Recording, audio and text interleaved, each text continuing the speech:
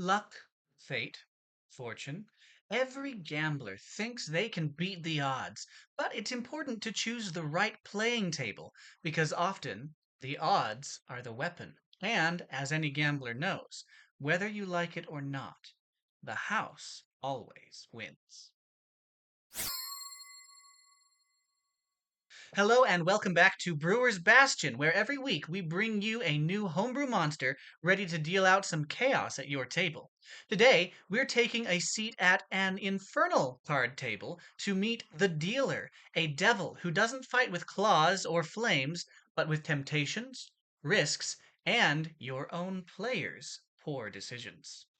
Dealers are a rare and insidious breed of devil. They're hell's card sharks, sinister gamblers who use games of chance to win souls for the infernal hierarchy.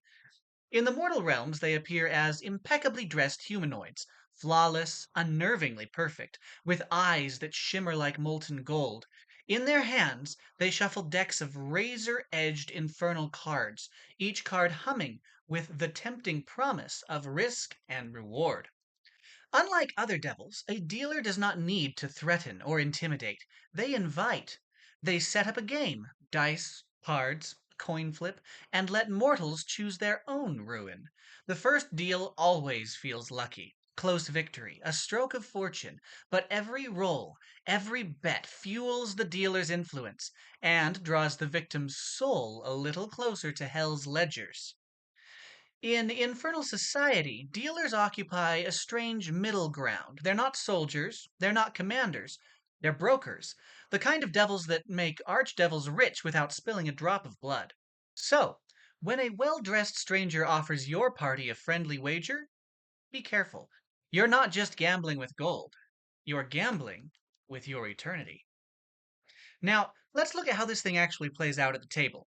The dealer is a CR10 Devil, 170 hit points, a slew of resistances, and a solid 17 AC. It's quick, clever, and terrifyingly manipulative, built around an irresistible system of risk and reward that has mechanical implications as well. Its most dangerous, but also its most tempting feature is Gambler's Offering. Any of its opponents within 30 feet can choose to roll an extra d6 anytime they make an attack, ability check, or saving throw. This thing buffs its opponents. Surely there's a catch, right? Absolutely. When a creature takes this deal, the dealer gains 1 soul point. These points power up the devil, giving it a +1 bonus to its AC, tax, damage, spell save DC, and saving throws for every point it has, up to +3 total. Every success the players buy makes the dealer more powerful. It's the ultimate devil's deal. Once the dealer reaches 5 soul points, it can cash them in for its horrifying ending ability, Dealer's Contract. When a creature benefits from Gambler's Offering, the dealer can use its reaction to force a DC 20 Wisdom saving throw.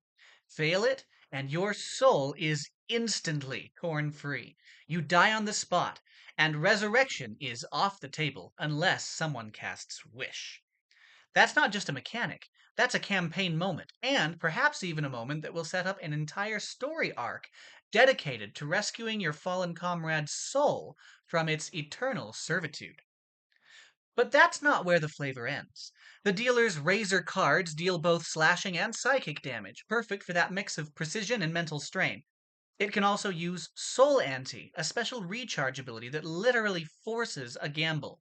The dealer and the target roll opposed d20s, with the dealer adding +2 for every soul point it holds. If the player wins, they get inspiration. If they lose, they're charmed, and the dealer can command their actions like a puppet until they shake it off. Finally, the dealer has legendary actions, giving it ways to stay active between turns. It can make a quick razor card attack or stack the deck, forcing one creature to make a wisdom save or suffer disadvantage on all of its d20 rolls until the end of the next turn. But even this can tempt players, because if they fail that save, the devil offers to let them choose to succeed instead, at the cost of giving the dealer yet another soul point. In short, everything about the dealer is a bet.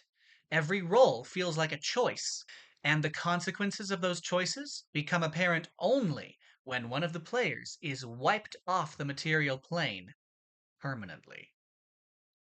So, how do you use the dealer in your game? First, don't throw it straight into combat. The dealer thrives on roleplay. Introduce it as a charming stranger at the card table, or a mysterious patron offering to fund the party's next expedition for just a minor favor. Maybe it runs an underground casino, or perhaps it's wandering the material plane, setting up games wherever greed lets it do so. You can run gambling scenes, offering rewards in exchange for seemingly trivial baubles, with subtle contracts being laid all the while. The more the party engages, the more the dealer grows in power, and the more they start wondering what exactly they've signed away. If combat does break out, play up the dealer's absolute confidence. It knows it can't lose. If it can defeat the party, their souls will become forfeit. If they defeat it, it will simply rematerialize in the hells, and the victors will be all the more pompous and easy to manipulate the next time an offer is made. And if the dealer finally does cash in those 5 soul points and kill one of your PCs, make it dramatic.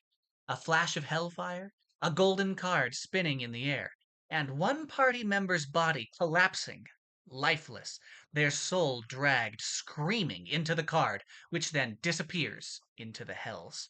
It's dark, theatrical, and unforgettable. So, will your players beat the odds, or will they learn the hard way that when you play against a devil, the house always wins? If you enjoyed this monster and want to use it in your own campaign, you can grab the full stat block and lore over on my Patreon. Links in the description. And if you want more homebrew every single week, don't forget to like and subscribe so you never miss a weekly monster. That's all for today. Until next time, may your wit be as sharp as your sword.